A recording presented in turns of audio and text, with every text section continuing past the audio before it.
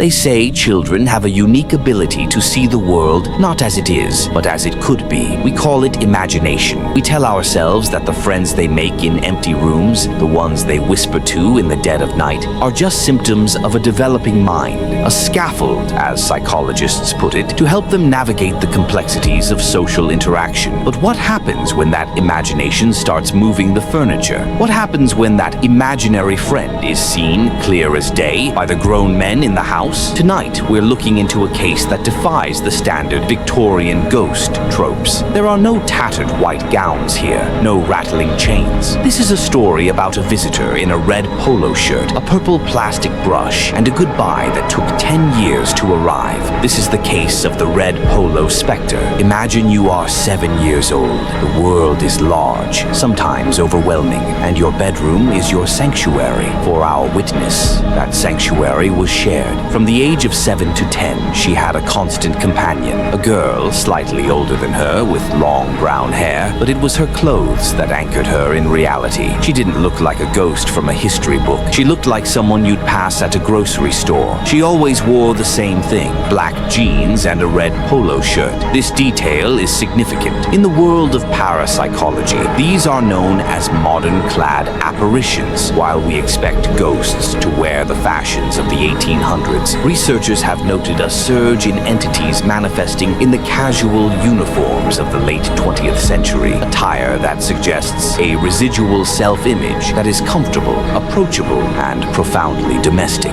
For hours on end, these two girls would sit on the floor and play with Barbies. It was a benign, almost beautiful friendship. They would lose themselves in the miniature worlds children create. The friend was intelligent, interactive, and seemingly benevolent. She never asked the witness to do anything bad. She never whispered dark secrets. She simply played, and when she was done, she would say she had to go, and she would simply leave. No one saw her walk through the front door, yet no one questioned her presence. To a child, she was just my friend. But the line between a childhood fantasy and a paranormal haunting is often drawn with a physical act. For 3 years, this entity remained a visual and social presence. Then, at the age of 10, the red Polo Specter crossed a threshold. It was a night like any other until the witness woke up in the darkness. Her eyes adjusted to the shadows of her room, and that's when she saw it. On top of her dresser, one of her Barbie dolls was standing. Now, anyone who has handled a Barbie knows they aren't designed to stand on their own, especially on a hard surface without a stand.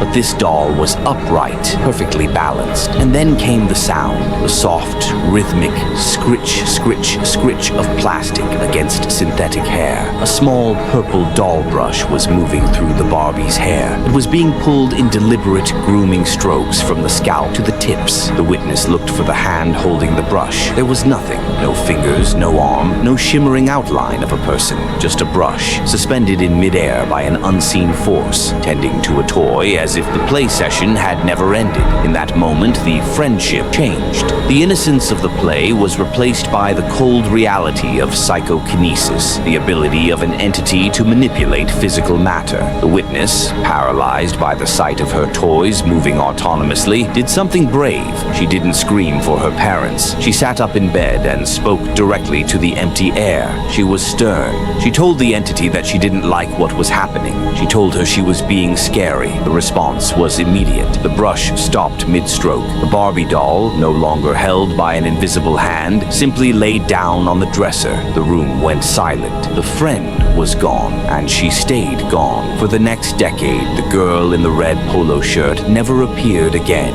The witness grew up. She went to high school, she went to college, and eventually she moved out of the family home to start her own life. Like most of us, she eventually looked back on those years and chalked it up to an overactive imagination. She probably told herself it was just a dream or a vivid memory warped by time. That is, until she spoke to her father. It happened years later during a casual conversation about the old house. The witness brought up her imaginary friend, expecting a laugh or a dismissive comment. Her mother reacted exactly as you'd expect, with incredulity, viewing it as a childhood phase. But her father, he stopped. He confirmed, without a shadow of a doubt, that he had seen the girl too. He described her perfectly. The long hair, the black jeans, the red polo shirt. He had watched her walk through the bathroom and into his daughter's bedroom. on multiple occasions. He told his daughter with chilling matter-of-factness, "She was not a real person." Think about that for a second. We often hear about shared hallucinations or folie à famille,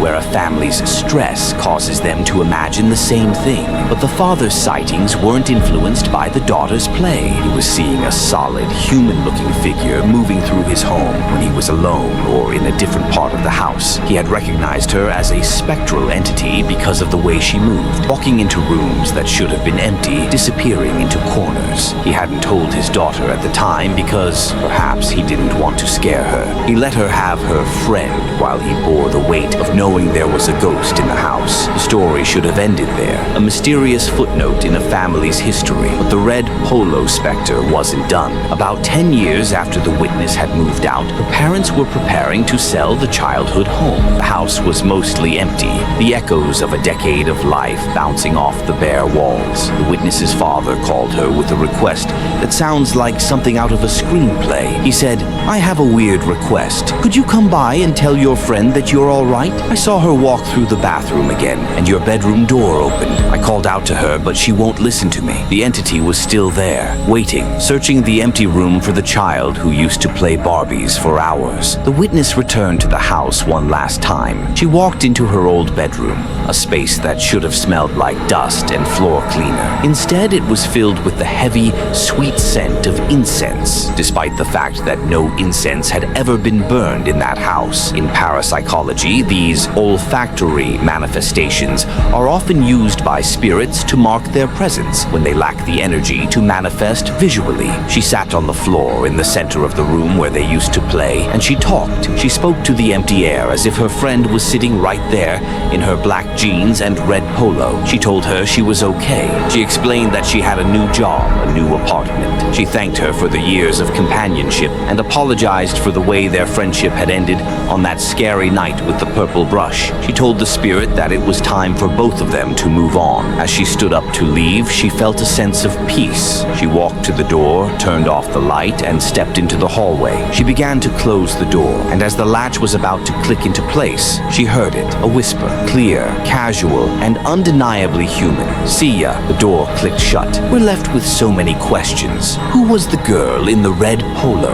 Was she a former resident who died young, or perhaps a pro-social entity? A spirit that chooses a non-threatening modern appearance to act as a guardian for a living child? Some believe these entities are tethers, spirits who are not yet ready to cross over and find comfort in the vibrant energy of a child's imagination. Whatever the truth, the witness is now 36 years old. She has a daughter of her own now, and sometimes in the quiet hours of the night, while rocking her baby in the dark, she feels the urge to talk, to acknowledge the space around her, because she knows, better than anyone, that just because you can't see someone holding the brush, doesn't mean you're playing alone.